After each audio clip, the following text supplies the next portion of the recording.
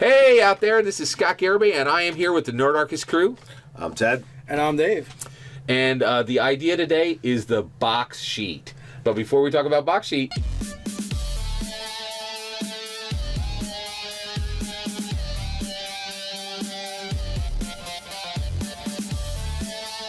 Before we get into the box sheet, you can go down to the description box below, sign up for Nerdarchy, the newsletter, get weekly tips as well as learn how to game with Nerdarchy. So what is box sheet? Well, my good friends Dave and Ted don't even know what box sheet is. Box sheet is an idea I've had for a while, and I'm trying to move toward it. And I have had this in one of my games previously, where rather than having a character sheet, each character has a box, right? Now, the box... Is this a Scott Garibay original? Oh, this is a Scott Garibay original. So I would like to go to a box sheet. And what this is you represent your character with objects, right? And so the first thing I did was we used this in a Dungeons and Dragons game that I had given, and I got campaign coins, right? Now Campaign Coin out there is a great company out there. They make individual coins for your role-playing game. They're beautiful, they're very expensive, but they're really cool. And so basically characters would have these coins that came from different realms. And I actually took the coins. I have about 80 of these coins, and each coin could be spent in a particular way and it would do a special thing. Well, once they had those special coins, the next thing I did was I would give them, like, there were crystals in the game that would give different powers and allow things to be unlocked. And so literally each person had a cardboard box that had on the top, a small cardboard box that had on the top, you know, their class and their race, and inside they had their coins and they had their crystals.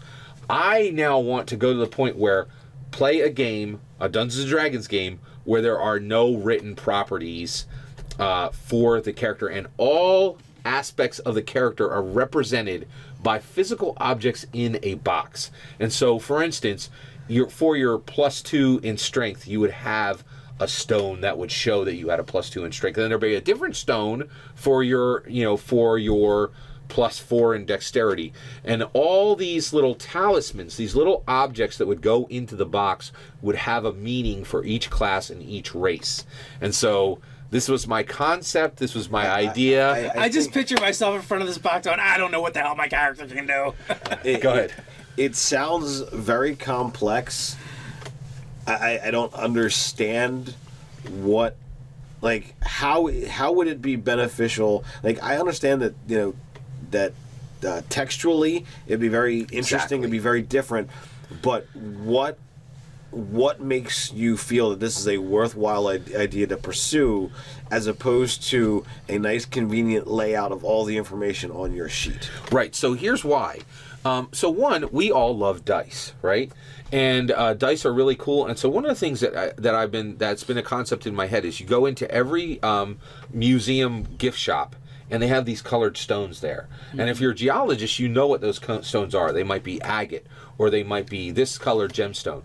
So there are enough stones that have these colors where you could easily represent, and you could say this, so you could easily do this. You could say jasper is dexterity, and amber is con. Right, so if you have three jaspers, that means you have a +6 and you have a +3 in con, which means you have a 16. So you know it, right? So, in my opinion, when you learn a new subject matter, hobby, profession, anything like that, you basically have to learn a new grouping of lingo, right? You have to come up with this new lingo. Jargon, right? And so the gaming is like that, and specific games will even have their own jargon to go with it.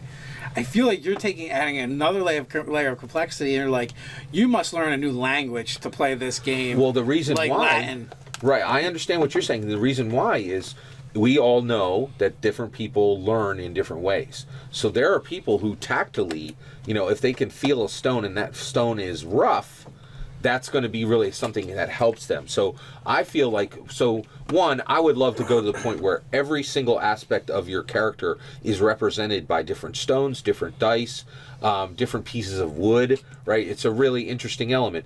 So if you don't want to go the full spread, what you could do is each character has a box, and in that box you might represent their region, right? I'm just visualizing like your monster manual is now a storage shed with totes. But once you go down this road, right, you could actually incorporate real things from our real world, like a claw. Like you could have a claw. A claw would have a specific meaning.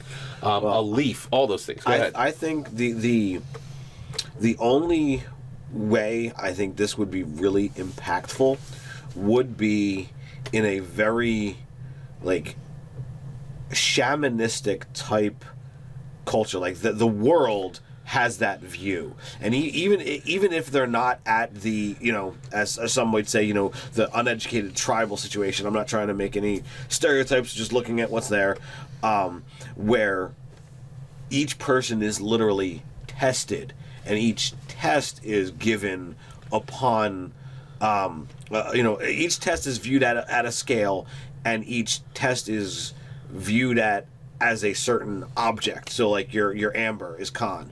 Okay, so if you've taken your test on resilience and you've earned, you know, 3 amber, then you would literally wear that in some way, shape, or form On your character, so, right? So Yep. as opposed to it being, you know, legitimately there, like you have it in a box because legitimately that's what your character has. And you know, if you feel that you've done enough that you might be able to test higher, you know, you might be able to go on a quest, or, you know, be able to retest and try to get a 4th amber. But legitimately, you would walk around and essentially your stats would be visibly displayed. Right, You know, so it's exactly, like, yep. you know, oh, well, you know, divination could be a skill, and, you know, divination is a pearl. And you see someone, you know, walking down the street and she's got 6 pearls on a necklace. Well, holy crap, she's skilled at that, you know. And it could be a fraud, or it could be, you know, she's legitimately there, and you know it could be incorporated into the actual world itself. So not only do you have the things in front of you, but your character does as well. Oh, that's a great idea.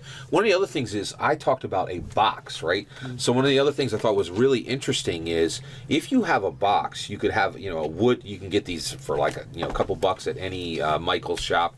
If you start with a sheer wooden box, right, things can go into that box, and we've already talked about the little different objects: stones, claws, leaves, you know, flowers. All these physical objects can go into the box. But on top of the box, we've been talking about, you know, well, what about the great way of marking something off and you get something from that value?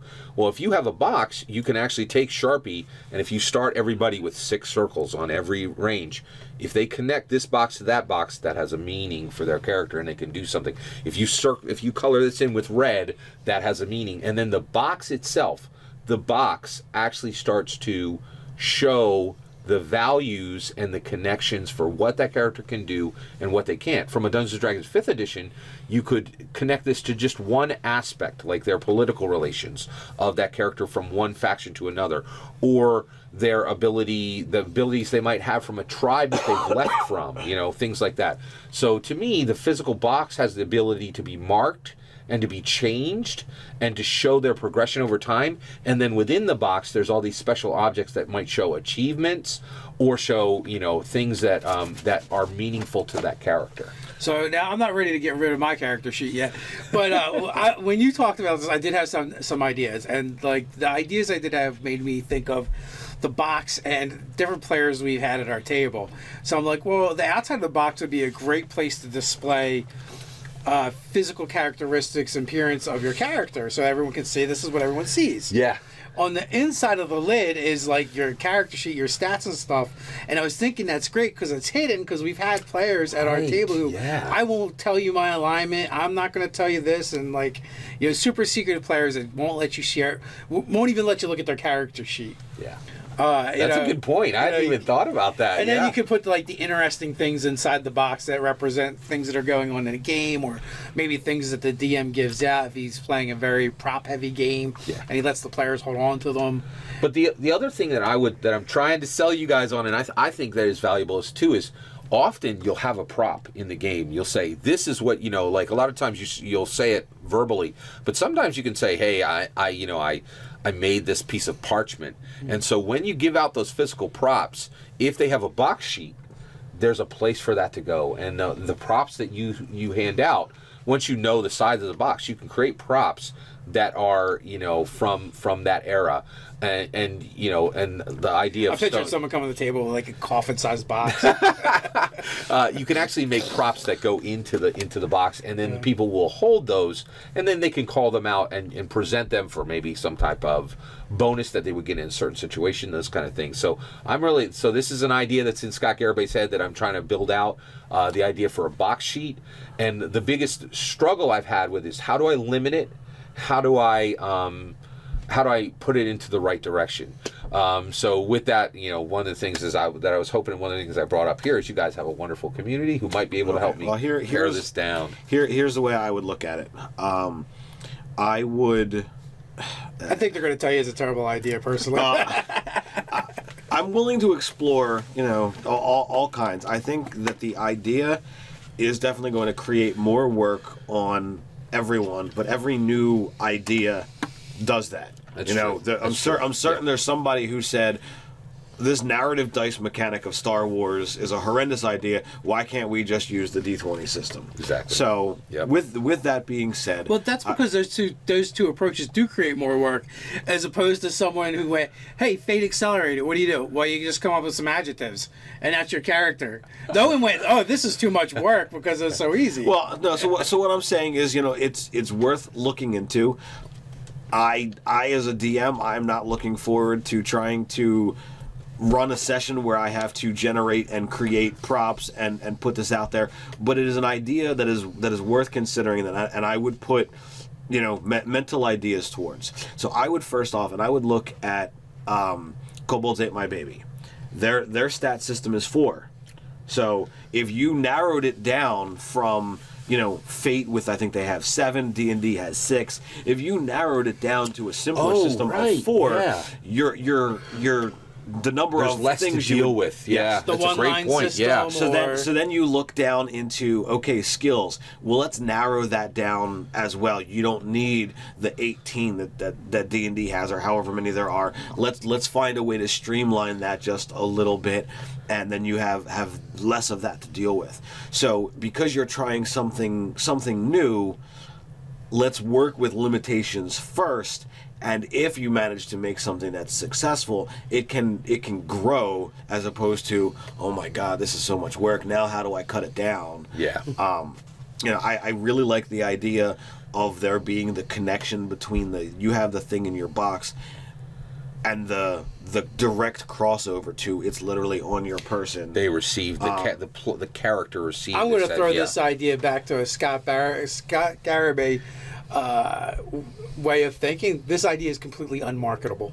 It would be a complete disaster. Actually, whoever actually went down this road and started making characters that were within this, they could, especially with 3D printers coming up, you could have colored objects and talismans that mean certain things. Oh, you could, but it's completely unmarketable. Interesting. So no one would bother. Interesting. So I think it's out there. I've put forth some ideas. I think there's some definite merit to playing around with it. Dave, I'm not gonna dispute the challenge in attempting to market this, where so many people are looking to have the easy, direct method of, well, everything's there on the character sheet. I'm gonna end with one final note. Down in the comments below, guys, get them. And with that, like, share, and subscribe. You can head over to nerdarchy.com and get some sweet swag. Until next time. Stay nerdy.